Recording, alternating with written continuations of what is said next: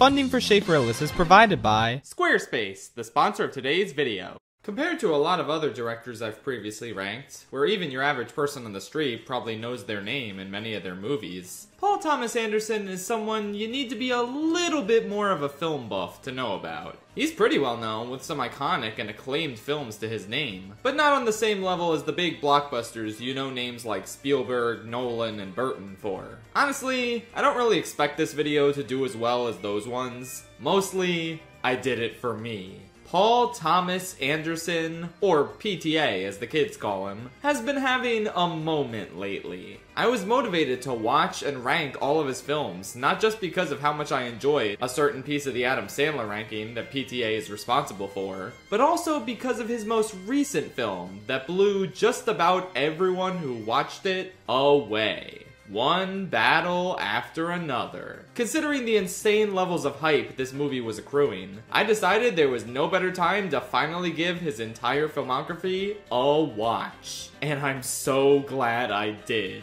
Because I'm gonna be honest, I think Paul Thomas Anderson is my new favorite director. This man is insane. He covers a wide variety of genres and styles, and he does not miss. Even Spielberg famously misses now and then. PTA, meanwhile, is someone I can confidently say has no bad movies to his name. One of them I was a little iffy on, but everything else is at the very least good, and well worth your time to check out. I'm really excited at the prospect of this video being someone's introduction to PTA and his impeccable filmography. If that's the case, glad to have you. Or if you're already a huge fan of his work, I hope this ranking is agreeable enough. The thing about PTA is I've seen wildly different rankings for all of his movies, where everyone gives the caveat up front that most of them are great, and it's an incredibly hard ranking to do. Yeah, what they said. I labored over this ranking. Basically, the entire top half of the video could have gone in any order, and it took me 2, sometimes 3 watches of these damn movies to decide where I wanted to rank them. I gave it a lot of thought, and this is where I landed after careful deliberation.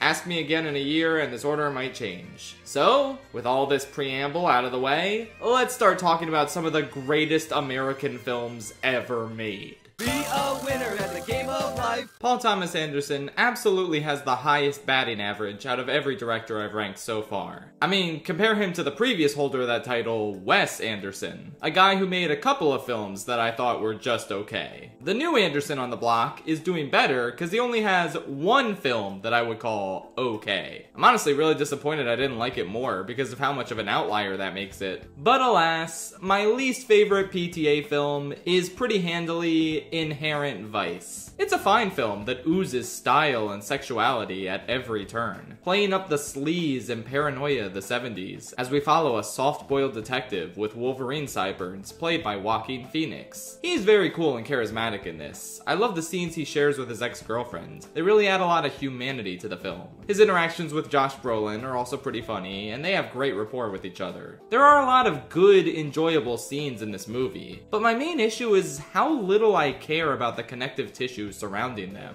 The mystery is so complex with so many moving parts to it, but not really in an engaging way. It's just complicated for the sake of being complicated, which this movie's fans argue was the point. I saw someone say this is a mystery film that doesn't give 2 shits about the mystery, which is what makes it awesome. Honestly, I'm not even gonna refute that point. Different strokes for different folks, and I can appreciate how this movie is trying to say something by intentionally making its mystery hard to follow. I wouldn't even mind so much if I had more emotional investment in this thing, but I kinda didn't. I don't want to say I needed more scenes between Joaquin Phoenix and his ex, because I know it's very much the point that we don't get too much of that. But like, part of Phoenix's motivation later on is to save the Owen Wilson character, and I just did not get enough of him to feel much emotional investment in him getting back to his family. On a story level, this just doesn't do a whole lot for me. But on a vibes level, yeah, I kinda dug this. Lately I've been seeing a lot of people say that plot is the least important aspect of a movie, especially when compared to how it makes you feel. I definitely wouldn't go that far. I think part of the appeal of film as a medium is how it allows engaging plots to get accompanying visuals. But I'm definitely a lot less plot brained than I was when I was younger. This movie's plot is truly nothing special, but it just makes me feel good. The central relationship looms over the entire film, and you feel that longing through every beat of Phoenix's performance for the love he used to have. The narration is slick and stylish, the cinematography and the editing contribute really well to the mood, the ensemble cast is uniformly great. I'm not blind to all these elements playing a large role in making this as beloved a film as it is for a lot of people, but it just isn't enough to sustain me for 2.5 hours. At some point, the charms wore off and I just needed more. Far from a bad movie, but just short of a great one for me. Let's go gambling! Aw, dang it. Hard 8 was the first movie PTA ever put out, and while it's obviously a little shaky compared to his later work, I think it definitely has the sauce. It feels a lot more confident than other debut films I've ranked in the past, like Bottle Rocket or Following. There's a lot of style here, a captivating score, some great one-take shots, generally pretty strong cinematography across the board. It's a pretty simple story about an older gambler taking in a young, down-on-his-luck protege and showing him the ropes at the casinos. The two of them also get to know a cocktail waitress and help her out with her financial woes. And from there, some crazy shit happens. Hard 8, more like hard left. There are two insane twists I wasn't expecting in this. A plot development and a reveal that I won't spoil here. But even though they kinda come out of nowhere, they absolutely make sense and feel appropriate for the story. I think the performances from John C. Reilly, Gwyneth Paltrow, and Samuel L. Jackson as this shady friend of Riley's character are pretty good and believable. Hell, Philip Seymour Hoffman, before he was super famous, appears in one scene of this movie as a gambler, and he's just magnetic. It's so easy to see why he became Anderson's most iconic collaborator. I didn't know he was in this movie, and I feel kinda stupid for not just assuming that Paul Thomas Anderson's first movie would have Philip Seymour Hoffman in it, just on principle. The best performance here, by far, is Philip Baker Hall as the older guy, Sidney, who apparently was supposed to be the title character of the film. At first I thought that would have been a lot better than calling it Hard 8, but I kinda like how the opening 20 minutes played with my assumptions about who the movie would actually focus on. I assumed this older guy would just be the somewhat shady mentor to John C. Reilly's character, and that the movie would focus on Reilly. I didn't trust Sidney at first. I really questioned his motives to help this younger guy out, and the film keeps playing with your expectations of him. What he does with Gwyneth Paltrow's character later on is another great example of this. He just kept surprising me with how genuine he was. It made a later twist with him hit a lot harder. I just love movies that keep me uncertain about a character's true nature the whole time. Especially when it's the main character. That's kinda hard to do. Ultimately, this is a good portrait of a sympathetic yet complicated man. Though, I don't know if I would call this movie great. It's got some great conversational scenes that had me fully gripped. But the story is a little simplistic, and the other characters surrounding Sidney are just kinda fine, despite the good performances. By the time the movie ended, I was like, okay? Like, I liked the movie the whole time, but I was kind of expecting the ending to recontextualize more of it and say a little bit more instead of just wrapping up in an incredibly straightforward way. That's not a bad thing, especially in the context of this just being PTA's first film. Ultimately, it's pretty good, and that's all it really had to be. A nice stepping stone for Anderson to make far more ambitious and incredible works. I like it, and I think it's very much worth checking out outside of just being a completionist and watching his entire filmography. Say, Drake, I hear you like I'm young. Licorice Pizza is the only PTA movie I've already talked about on this channel, back in my Best Movies of 2021 video. Don't watch that, it's probably cringe. I really loved this film when it first came out, even though I had a couple of notable problems with it. But not only have those problems not really gone away with time, more have kinda started to pop up in the past 4 years. Honestly, it kinda feels like I've outgrown Licorice Pizza. It's a cute and fun movie, but it just feels so slight compared to most of Anderson's other films. There really isn't a whole lot to chew on here, nor is its style really unique enough to stick out in your mind. The main draw that definitely lets the film maintain its status as good in my mind is those two wonderful central performances. Cooper Hoffman, son of the late great Philip Seymour Hoffman, is a clear star in the making. He's effortlessly charismatic and funny, and he has great chemistry with the real revelation of this film, Alana Haim. She's in a popular band with her sisters who are also in this movie as her character's sisters. I didn't know this until this rewatch because I don't know anything about music. Look, I got my hands full with movies, video games, and musical theater. Alana is a wonderful actress who brings so much personality to this messy, complex character. It's astounding that this is the first film acting role for both her and Cooper. They're such naturals. Unfortunately, the movie surrounding them isn't really all that. Like, it's good, especially because I just enjoy watching these two together, but okay, I guess we gotta get into this. The movie caught a lot of fire when it came out for Alana's character, being 25, and having a romance with Cooper's character, Gary, who is 15. What the fuck? There's a lot to unpack with that, and I've seen a lot of different takes, both for and against this element of the movie. I'd like to think that we're all adults, and we understand that depiction doesn't necessarily mean endorsement, but at the same time, man, I didn't want them to get together. Yeah, they have great chemistry, but I feel like Alana just needed to grow up at some point. She's immature and bratty and easily prone to jealousy. She doesn't really have many prospects at age 25. Whereas Gary is the opposite. He's a startlingly ambitious 15-year-old. They're like yin and yang. They complement each other perfectly. But like, again, that doesn't mean I wanted to see them actually get together. I understand there's an inherent tension and mutual attraction between them. I'm not gonna get on the movie's case for just showing me that these two have a thing for each other, even if one of them morally shouldn't. That's just how it is. But I just think the two of them should have moved past this, and grown as characters in general. I liked seeing Gary actually hit it off with a girl his age. I really longed for him and Alana to mature and come to a mutual understanding that, hey, you're a special person in my life, but this isn't really gonna work out. The ending is just so saccharine and simplistic. It left a bad taste in my mouth when I thought this movie was like a 9 out of 10. And it still does now that it's a 7 for me. Speaking of which, why did this movie fall so far in my estimation? Well, part of it has to do with watching all the other PTA movies before it and realizing, wow, this isn't as good as those ones. Boogie Nights does the time period better, Punch Drunk Love does romance better, and they both felt like they had a lot more to say, while also having more interesting direction. But on top of that, this film is a bit aimless and meandering. A lot of it works just because the main characters are very fun, but I didn't really give a shit about the Bradley Cooper subplot or the stuff going on with Mayor Benny Safdie. I liked the scene in the latter subplot where Alana bonded with his depressed boyfriend, and the Sean Penn scene was a good way to strengthen the central relationship, and show how much more Gary cares for Alana compared to anyone else. There are plenty of good scenes, but there's just a lot happening in this movie that doesn't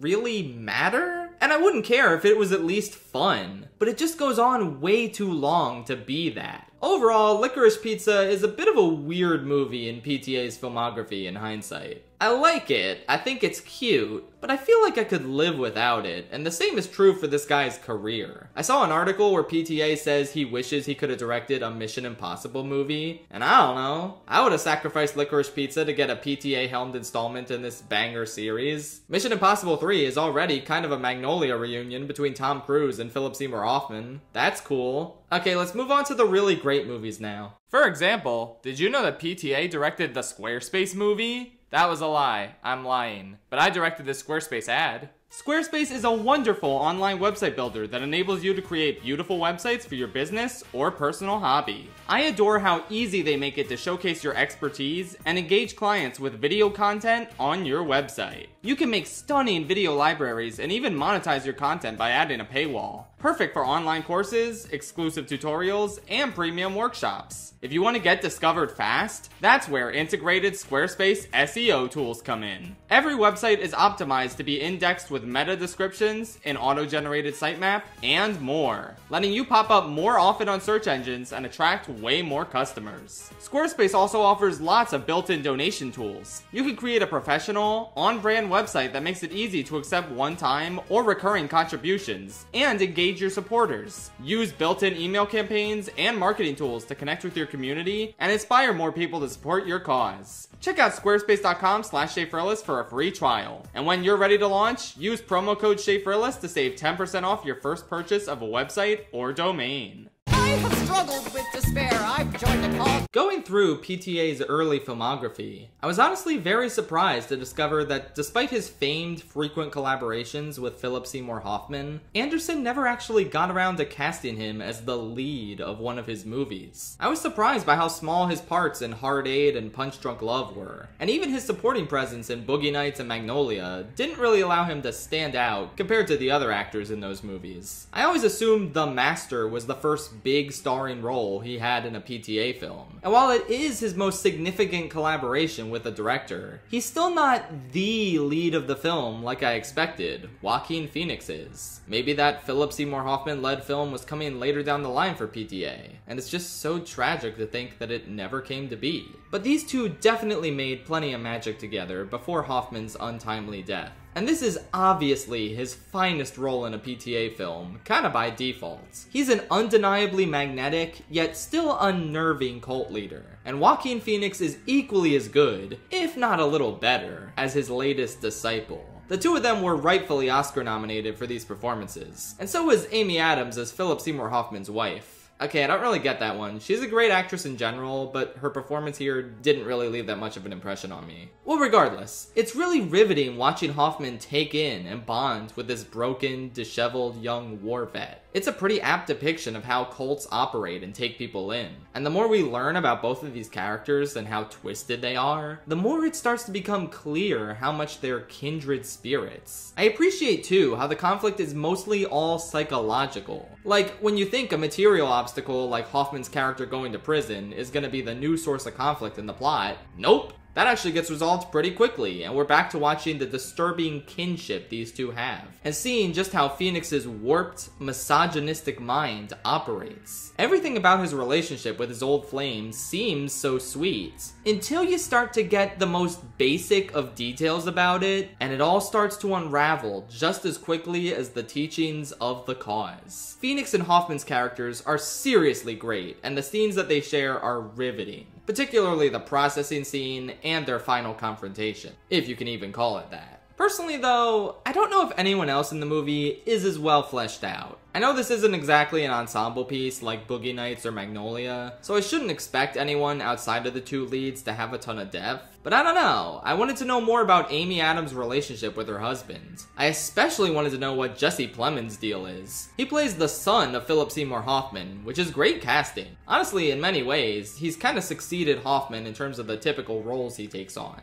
I don't think he's as good yet, but he could be one day. Regardless, as the son of this cult leader, he denounces everything his father says as bullshit that he just makes up as he goes along. What's the deal with that? Why isn't he brainwashed like the rest of his family? And why does he still stick around with the cult? The movie never really elaborates, but I'm really curious. I feel like there was a ton of room for the universe this film presents to be fleshed out more. I do prefer his other movies that manage to both dig deep into their characters and present a compelling and eventful plot. But in terms of what this movie is going for, it is pretty excellent, and further proof that Paul Thomas Anderson is the man who knows how to make a good movie. Dresses. Phantom Thread is a fascinating film, equal parts lovely and perverse, idealistic and twisted. What seems like a straightforward period romance piece gradually gives way to an unconventional psychological drama that also isn't afraid to include a shenanigan or two. It all works pretty well. The dynamic Reynolds and Alma share is very enticing, even if you already know the twist. This was the first PTA film I had ever seen, back when it first came out, and in the 8 years since then, I could never forget the masterful gambit Alma plays in order to remain a meaningful part of Reynolds' life.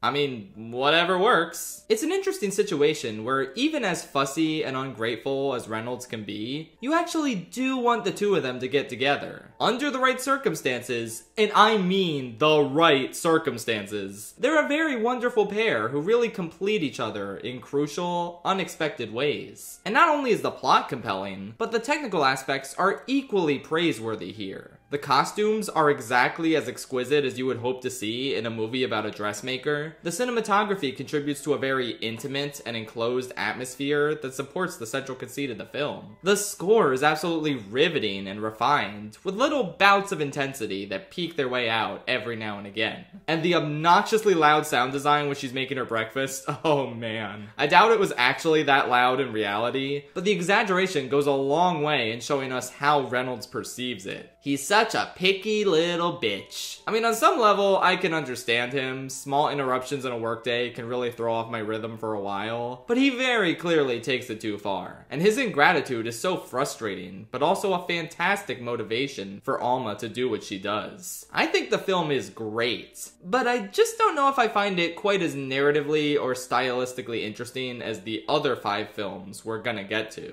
Which is saying a lot, because this one is narratively and stylistically interesting. I just prefer half of his other films, which is insane. And, okay, I feel really bad about this, but even though I really like Alma as a character, I just feel like Vicky Creep's performance here isn't quite where I want it to be. Look, anyone who has to go toe-to-toe with a character played by Daniel Day-Lewis is already fighting a losing battle. But I always think back to that argument scene they have at dinner, and how she just doesn't feel as angry as she should be. This scene, and a lot of others she has in the film, feel very restrained. A sharp contrast to Day-Lewis, who obviously nails and vividly realizes this character, as you would expect from him. Leslie Manville is also a much stronger presence as Reynolds' sister. It doesn't really surprise me that she and Day-Lewis received Oscar nominations, while Creeps didn't. To be clear, she is giving a decent performance in this movie. She sells the character enough. But I was really hoping for an amazing performance from her. I might have really loved this movie even more if that was the case. Still, it's a great film overall. The ebb and flow of this relationship is wonderful to bear witness to. And I don't think I'll ever forget that one line Reynolds has towards the end, as long as I'll live. It's not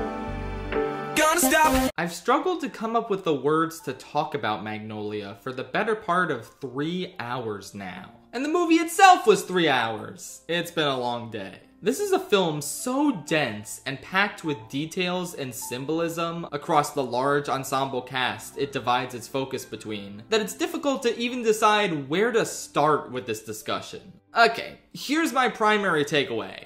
The other kids on the quiz show are fucking useless. What are you two even doing here? Take one for the team for once. I hope Stanley's back is okay from carrying you idiots. Yeah, there's a kid on a quiz show who's crumbling under both the pressure to win and his weak bladder. On top of the host having cancer, his daughter wanting nothing to do with him, a John C. Reilly cop wanting to go out with her, the old-ass producer of the quiz show also having cancer, Philip Seymour Hoffman nurse waiting to reconnect him with his Tom Cruise son, who's basically Andrew Tate, all while the old-ass producer's trophy wife, Julianne Moore, breaks down, and oh yeah, the quiz show had one of its kid contestants grow up to be a disgruntled adult with no prospects and the desire to steal from his employer, Alfred Molina. He's only in this for like 4 minutes, he doesn't really matter. This movie has a lot of characters. Some of them have connections to each other, and some of the plot lines that are completely separate from others have a lot of clear parallels. The first hour is mainly spent on just building all these plot lines up. While I enjoyed the acting and the writing across the board, part of me couldn't help but think, okay, where is this going? How are all these plot lines gonna connect by the end? The movie's good so far, but there's no way so many people would call this an untouchable masterpiece if it didn't have this brilliant cohesion by the end. And I won't dare spoil what actually happens in the final act, but it's, if you gave me 100 tries, I would not guess what occurs. It feels like the movie is throwing its arms up in the air and saying, F it. This is what happens. Is it crazy? Is it completely nonsensical? Oh yeah. But it did happen.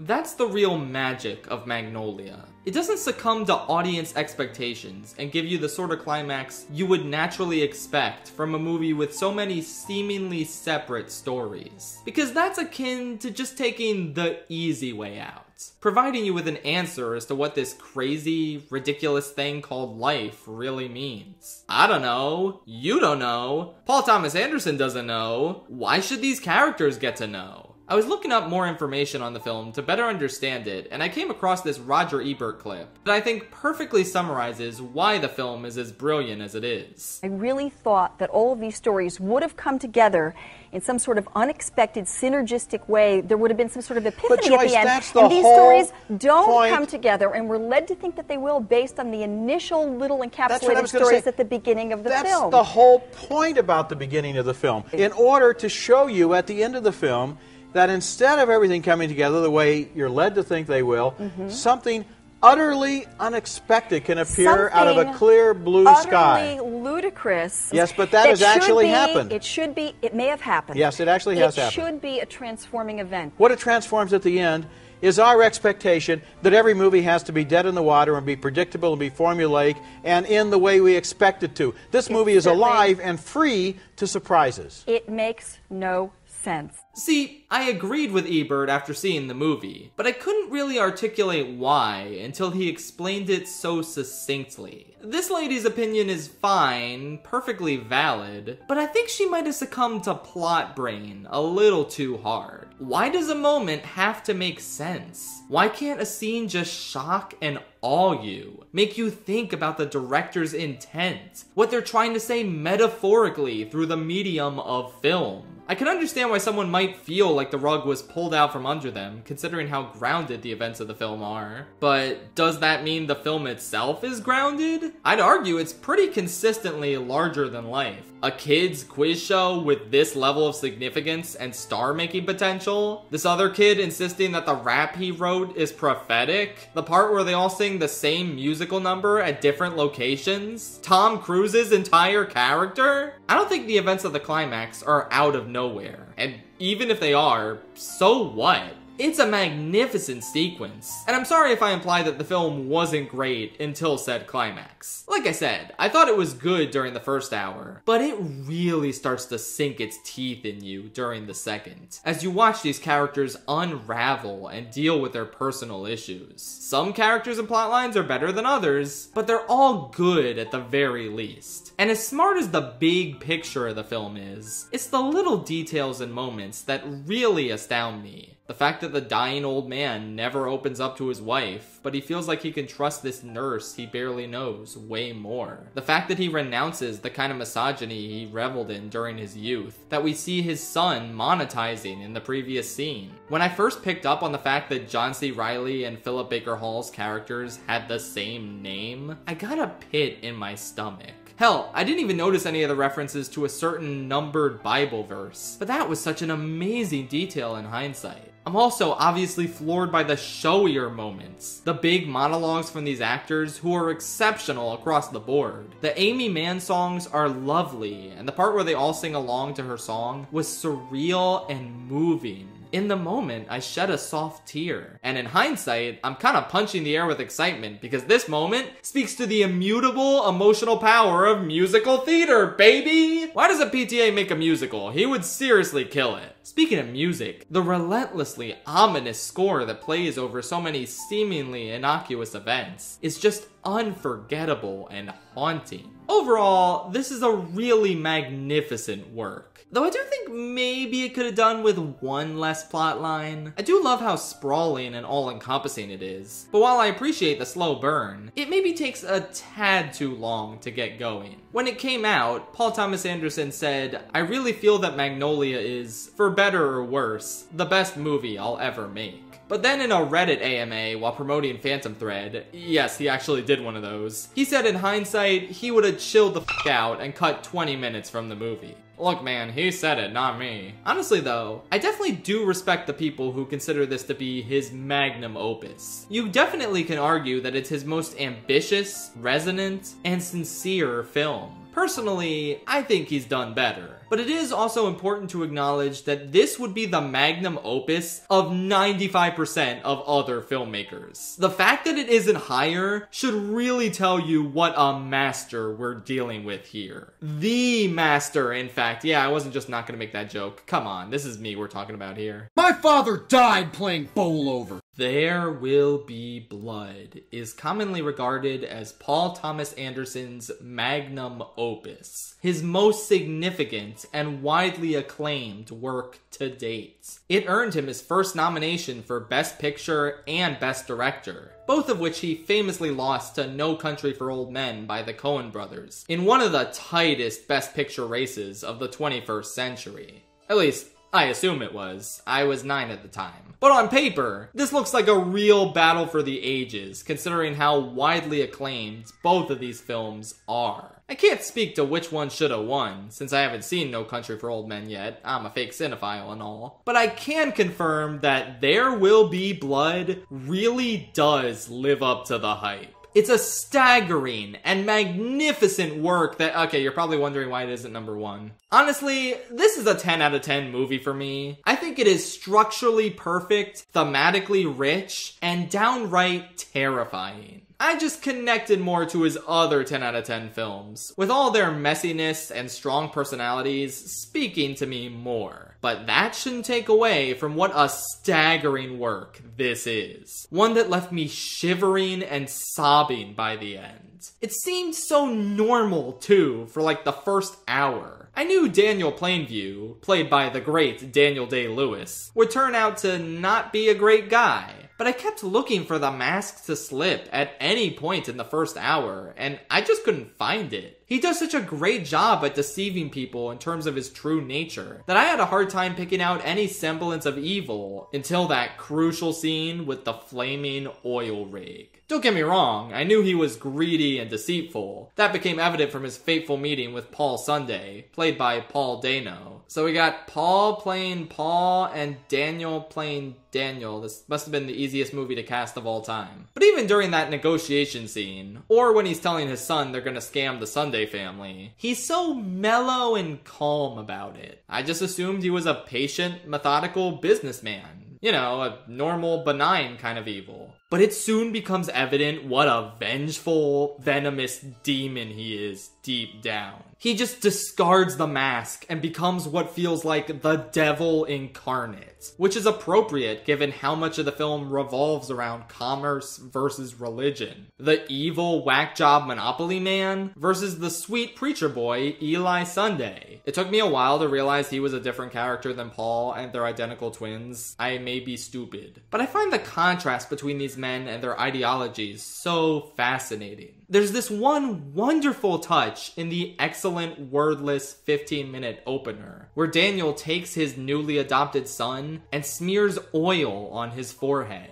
That one small bit told me exactly what this film was gonna be about. It's a distortion of an actual Christian sacrament where one's forehead is anointed with oil. Not like the black tarry kind, a different kind of oil. So this scene, showcasing a twisted baptism into the world of commerce instead of religion, made me wince. I mean, at least religion is meant to be a positive force, in theory. That doesn't always hold up, but at least it should. There's nothing positive to be gained from indoctrination into the oil baron cult. And it's especially so sickening seeing Daniel do away with his son once he no longer sees any value in keeping him around. The way he casually says, no, his son isn't okay, made me gasp. And so did so many of the other things related to that relationship. I can't believe we gotta add ableism to the list of Daniel Plainview's crimes. Don't even get me started on the half-brother character. It seemed like a random addition at first, but it's a crucial way to let Daniel fully reveal his mindset and how he views other people. I wasn't sure how I felt about him just plainly spelling it out like that, but it made sense the more I thought about it. He's clearly been dying for a kindred spirit who might just have the same evil ambitions as he does. And he's clearly wanted to express his hatred of other people to someone else for so long. He's a bitter and lonely man longing for some form of companionship.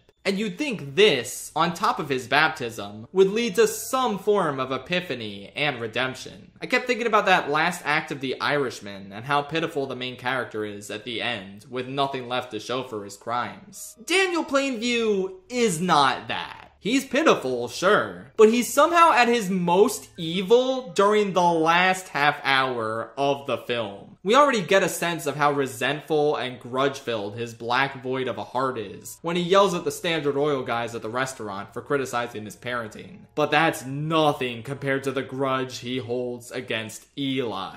And the venomous hatred he spews towards his son! What is his fucking problem? I really hate to be cliche and say the I drink your milkshake scene is the best in the film, but like, come on. It's a magnificently twisted moment with a staggering amount of buildup across the past 2.5 hours. Even before that iconic moment, it's simply insane how quickly and easily Eli folds and does what Daniel asks. I mean, he barely puts up any resistance. God's strongest soldier, yeah, okay. He surrenders the battle and his shame in one fell swoop. And for nothing. Daniel finally got the revenge he clearly desired for years. But also, does it mean anything? Daniel was humiliated in front of the entire congregation. Eli was humiliated at the empty bowling alley. This victory is nothing but symbolic for Daniel, who's also probably going to prison. I'm kind of glad we don't find out and we're just left to speculate on that, because this is the perfect note to end the movie on. It even ties so nicely into the title. Not just for the obvious reason that there was blood, but even before I watched this movie, I was always struck by how similar that title was to a portion of the Lord's Prayer. Thy will be done. There will be blood is cut from the same distortional cloth as the scene where he anoints his son with oil. It's part of the metaphorical prayer Daniel prays. One born out of a desire for wealth, for prosperity, for conquering all these other people he sees as beneath him. It might be one of my favorite movie titles ever. Just terrifying and thematically perfect for this dark,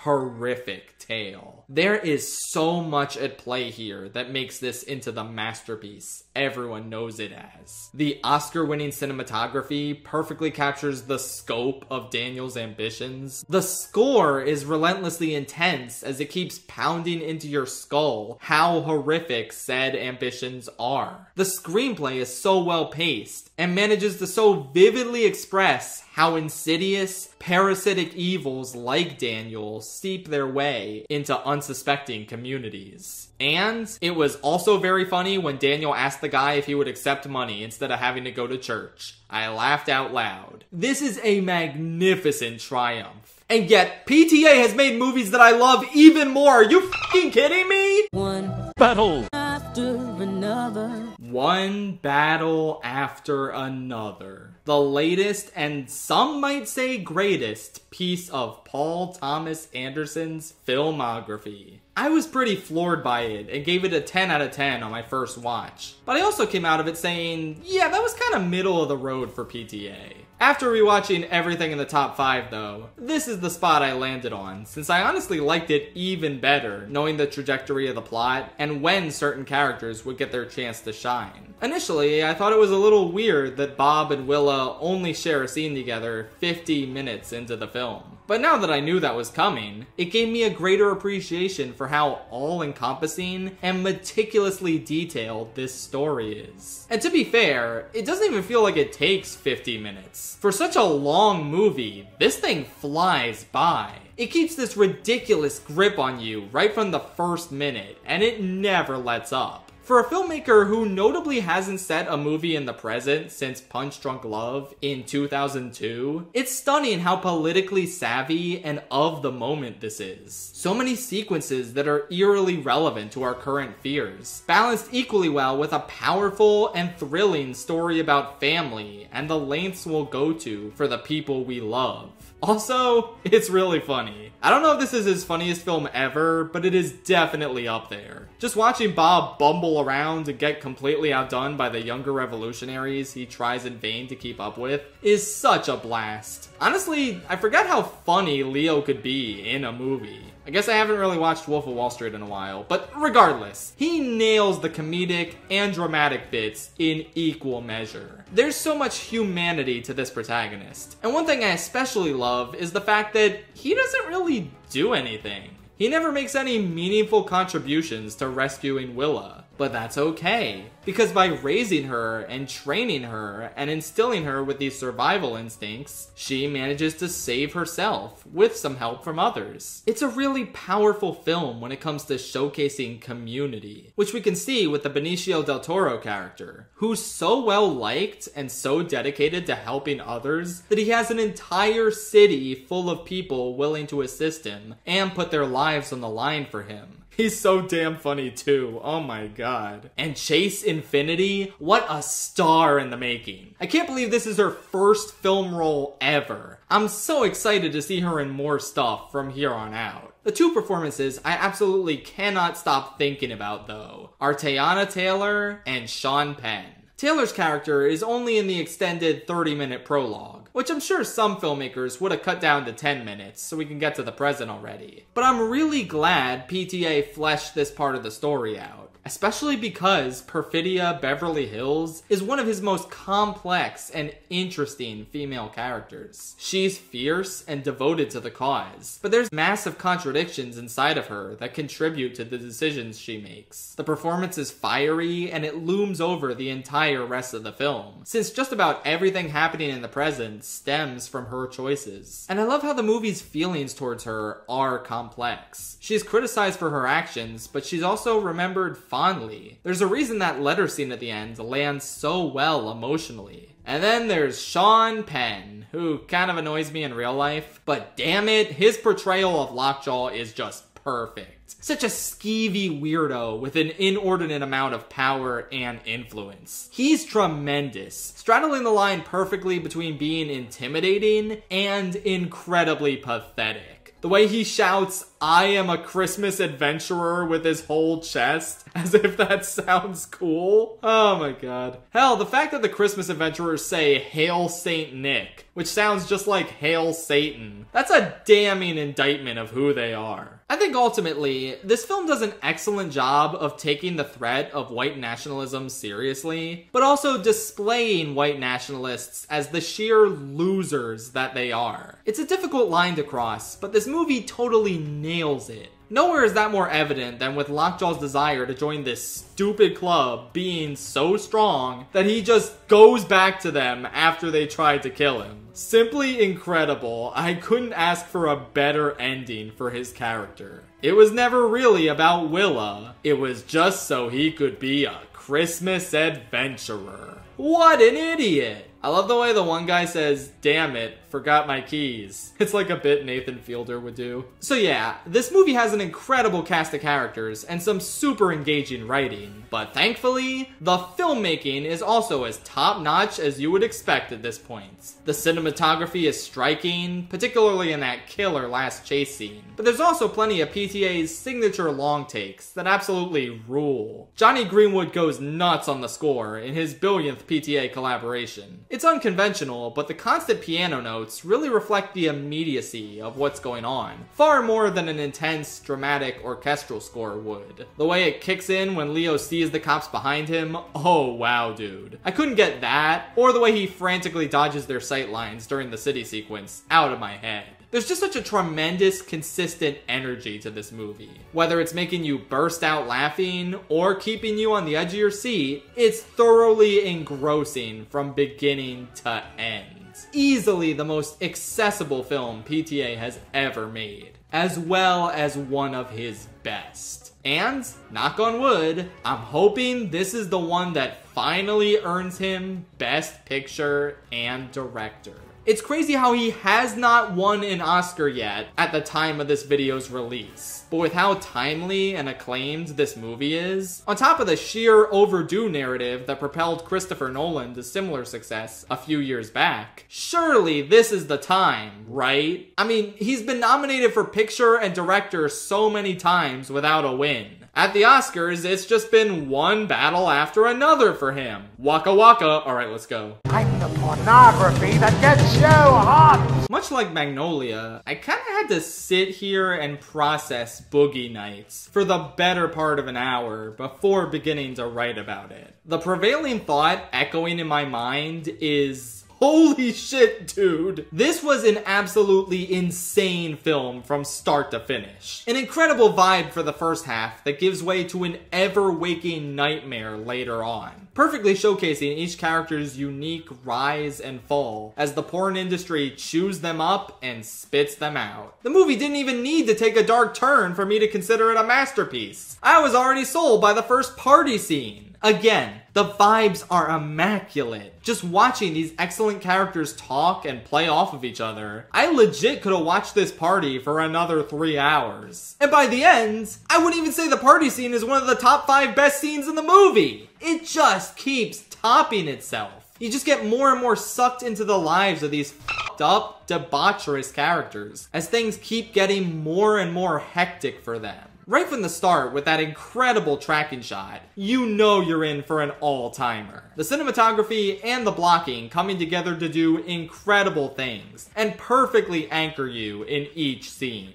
How did a 26-year-old direct this? This is insane! All the performances here are top-notch. The chemistry between these actors is so natural that it feels like these characters have lengthy histories with each other stretching far beyond what we actually get to see in the film. Hell, this applies to their personal history as well. What's the deal with Roller Girl? Why does she never take off her roller skates? Why do the roller skates stay on during sex? The movie never explains that, and that rules. It's an endearing character quirk, and she's an enigma. That's all you need to know. The movie takes all these larger-than-life figures, and it humanizes them. It's so fascinating watching these porn stars and directors constantly expressing their greater ambitions. I wanted to see John C. Reilly break into magic. I wanted to see Don Cheadle pursue his passion for stereo equipment. I could have ended that sentence at, I wanted to see Don Cheadle. Holy shit, you guys have no idea how much I love it when movies have Don Cheadle in them. I mean, it's Don Cheadle. Boom, you looking for this? I think what really tipped me off that I would find the characters in this movie shockingly endearing, instead of shady and unscrupulous, was when Jack Horner, yes, the porn director played by Burt Reynolds in this movie is named Jack Horner. I know that's a nursery rhyme, but it's really funny to think how he shares the same name as babyface John Mulaney from Puss in Boots. Anyway, when Jack Horner expressed his longing to make porn with an engaging plot that actually spoke to people, that's how I knew I could actually trust him, like I should have trusted Sydney in Hard Eight. I don't condone the actions of all these characters, but you don't really need to be engaged by their stories and feel pity for them. What Jack Horner does is exploitative, but it's still sad to see the passion he had for his earlier work completely snuffed out as he parades Roller Girl around the neighborhood while seeming dead inside. I absolutely would not trust Julianne Moore's character with a child, not by a long shot, but I still feel pity for her when she's barred from seeing her kid. And at the center of all of it is Mark Wahlberg, an actor who, quite frankly, I have never seen the appeal of in most of the stuff he's in. I haven't seen The Departed yet, to be fair. But yeah, this might actually be the first movie I liked him in. This wide-eyed innocent who escapes his terrible home life and becomes a star, only to fall victim to his insatiable ego. The scene where he blows up at everyone reminded me a lot of Whiplash, actually. It's so sad seeing him in the latter half of this film and remembering how he started it out. Unhappy, but at least relatively secure. And it's so brilliant and so haunting how all of this tragedy, all of these simultaneous downfalls the main characters experience, happen after the turn of the decade and that one scene with William H. Macy's character.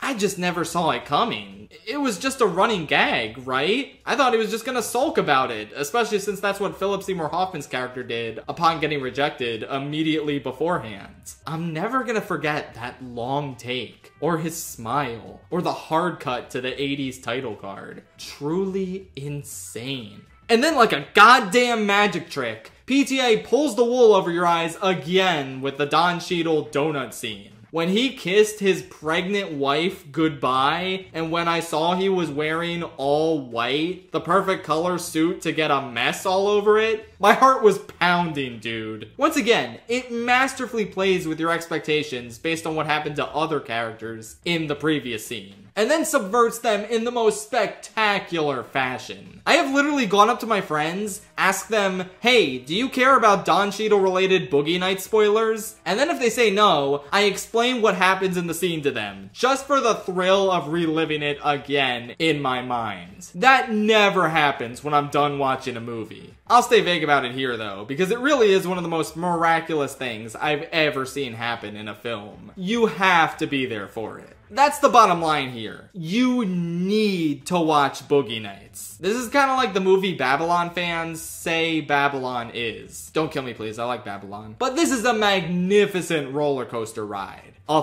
fun, devastating, ridiculous, tragic, all-encompassing work of art that I could not look away from. Not much more to say, except it's really funny that they treat Mark Wahlberg's dick like it's the contents of the Pulp Fiction briefcase and keep refusing to show it time and time again. What a picture. See it for Don Cheadle, if nothing else.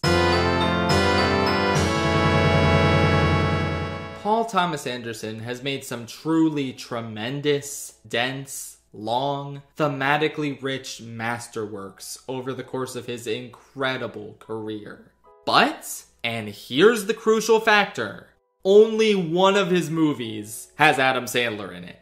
I'd say that's that, Mattress Man. To be fully honest, I'm not even sure I can definitively say that Punch Drunk Love is a better film than Magnolia, Boogie Nights, There Will Be Blood, or One Battle After Another. It probably isn't, quite frankly, but I don't care. Because it is one of the most powerful and life-affirming films I have ever seen. To the point where I would call it one of my favorite films of all time. And the reason I watched it was for the upcoming Adam Sandler ranking that was meant to torment me. How come no one ever told me that one of the most enchanting films ever made was part of the Sandman's filmography? I think even ignoring the content of the film itself, its very existence is so inspiring to me. One well-documented thing about PTA as a person is that while he does put out some of the most acclaimed films of the 21st century on a regular basis, he is also a normie. He talks about how much he loves going to see Marvel movies with his family, and he's a huge fan of Adam Sandler comedies. That is so funny. And his appreciation for Sandler got to a point where, after wrapping up the 3-hour epic Magnolia, he decided he wanted his next movie to be 90 minutes. Understandable. And he also figured this was the perfect opportunity to finally work with his dream actor, Adam Sandler. Just, what? The guy who made Boogie Nights and Magnolia wants to make an Adam Sandler movie? That's basically how everyone in the press reacted when this movie was first announced. But it's so insanely admirable to me that PTA took that risk as a potential detriment to his credibility as a filmmaker just because he loves Adam Sandler movies. And hey, it worked out. The movie was decently well received, even if it didn't receive any Oscar nominations. His only film outside of Hard 8 to not make it in at the Academy. But long term, his career was just fine. I mean, his next movie was There Will Be Blood. You ever just look at that movie and think, he made an Adam Sandler movie right before this? The range, oh my god. These days, the film is a pretty well-regarded part of his filmography by fans and fellow filmmakers alike. But even then, I usually only see it land anywhere from the 3 to 7 range on people's PTA rankings. I don't see too many people call this the #1 PTA film, which I think is absolutely fair and sensical given this man's unreal filmography. With that said, here is why Punch Drunk Love is my favorite PTA film, and probably always will be. As grand as his other films are, this one just feels so much more personal. There Will Be Blood and One Battle After Another have gripping, intense stories and themes, and Boogie Nights and Magnolia are masterful ensemble pieces. But there's something so special about such a genius filmmaker just analyzing the psyche of one character and asking, what difference would love make in his life? Barry is such a well-realized protagonist. A tragic, kind-hearted loner who doesn't think anything through and is prone to anger, mainly because of the way his sisters treat him. Honestly, most of that anger is justified. They are really annoying. And I love how exaggerated the way they verbally harass him is. Like when he walks into the party and almost leaves when he hears them bad-mouthing him. But then when he comes in, you assume they're gonna stop. Nope. They keep at it right to his face. This is just one instance of the exaggerated, dreamlike quality that pervades every corner of this film. In this case, it's more of a nightmare. But there's also the harmonium left out on the street for Barry. What an odd element of the film. Something that's obviously meant to represent the attraction to Lena he feels that he now needs to let into his life. But isn't it strange that there was a random car crash and the harmonium was just left here on the street for him to take? It defies explanation. There's no logical reason why it happened. But it did happen.